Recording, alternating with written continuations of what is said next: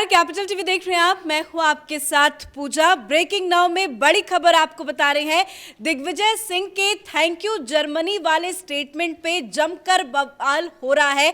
कल से ही बीजेपी कांग्रेस पे हमलावर है और अब कपिल सिब्बल की तरफ से भी रिएक्शन आ गया है, जिसमें कपिल सिब्बल ने दिग्विजय सिंह को जमकर खरी खोटी सुनाई है। उन्होंने ट्वीट करके साफ साफ कहा कि हमें किसी वैशाखी की जरूरत नहीं है, ये हमारी आपसी लड़ाई है, हम आपस में मिलकर ही लड़ेंगे। बता दें आपको कि राहुल गांधी की संसद की सदस्यता जाने के बाद पहले अमेरिका का बयान सामने आया, उसके बाद जर्मनी ने अपनी प्रतिक्रिया दी, जिसको लेकर दिग्विजय सिंह ने कल ही ट्वीट करके जर्मनी का धन्यवाद दिया था, जिसको लेकर अब यह बवाल बढ़ता जा रहा है। इस बड़ी खबर पे मेरे साथ न्यूज रूम से जुड़े हुए हैं कैपिटल टीवी के editor in chief doctor Manish Kumar.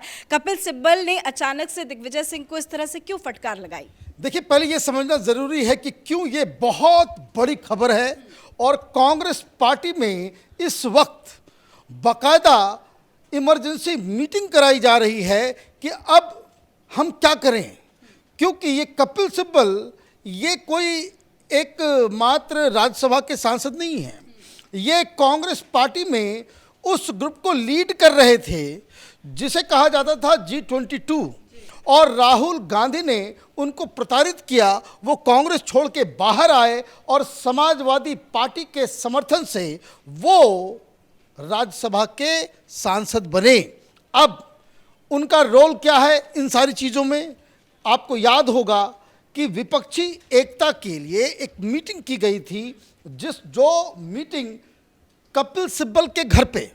मतलब ये कि Kapil Sibal is now undeclared spokes person of opposition. मतलब ये कि आप इस नुएंसेस को समझिए कि अगर कोई पॉलिटिकल पार्टी सामने आकर के कहती है कि जर्मनी का जो समर्थन आया है, दिग्विजय सिंह का जो बयान आया है वो गलत है, तो वो अलग खबर बन जाती कि ये टूट फूट हो गई, विपक्षी एकता के अंदर टूट फूट हो गया।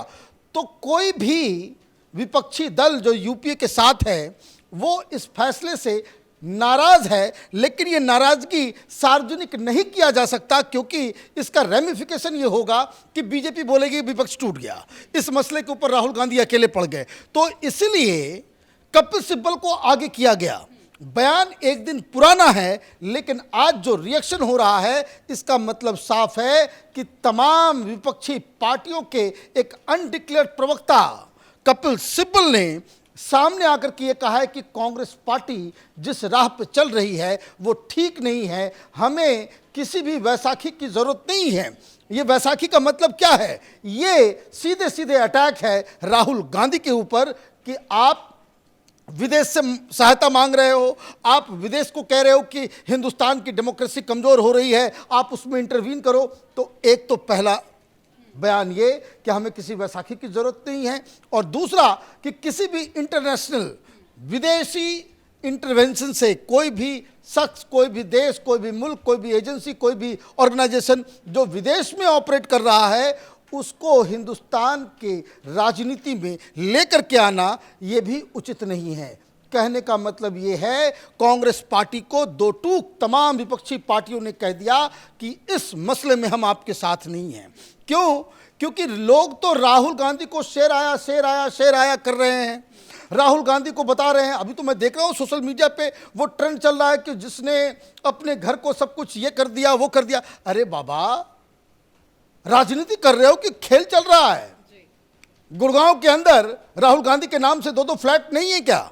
ये कह रहे हैं कि भाई हम तो, हमारे पास घर नहीं है, हम बड़े सोशल मीडिया पे कैंपेन चलाया जा रहा है, मेरा घर राहुल गांधी का घर। भाई पूरी दुनिया घर देने को तैयार है राहुल गांधी को, सिर्फ उसकी मां देने को तैयार नहीं है और उसकी बहन देने को तैयार नहीं है। दोनों के पास सरकारी आवास है। ये गजब सी कहानी है।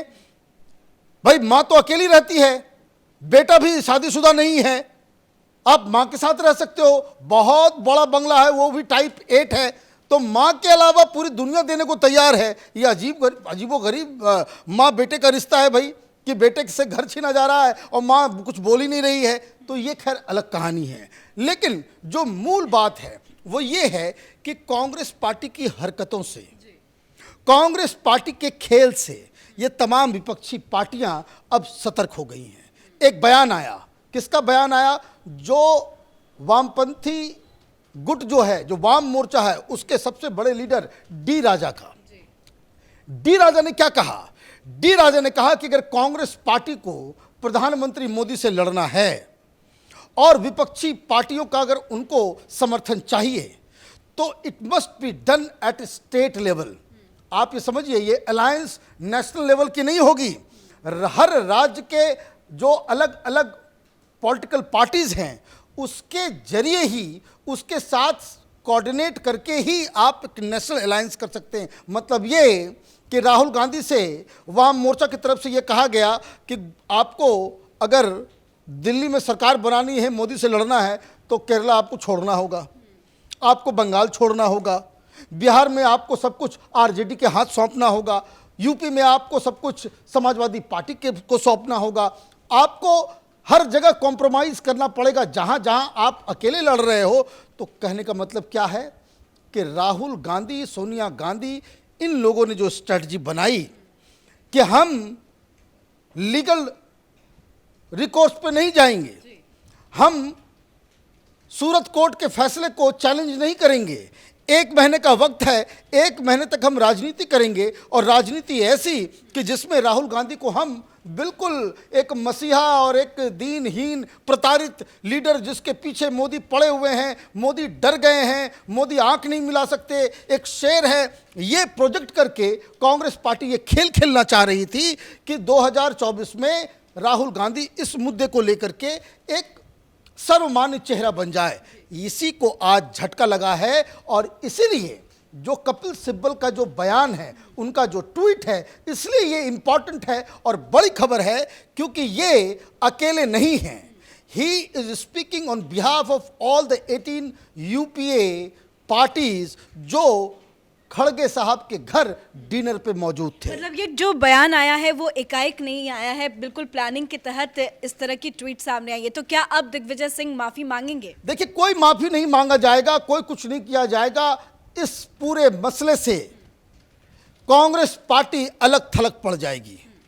अगर भाई अखिलेश यादव को अपनी राजनीति करनी है, ममता बनर्जी को अपनी राजनीति करनी है, शरद पवार को भी अपनी राजनीति करनी है। आपने देखा किस तरीके से शरद पवार बाकायदा सोनिया गांधी से बात करते हैं और ये कहते हैं कि राहुल गांधी को कहिए कि वो संजय राउत से मिले और मिलकर उनको ये एश्योर करे कि आज के बाद से हम सावरकर का नाम नहीं लेंगे। भाई वो किस लिए?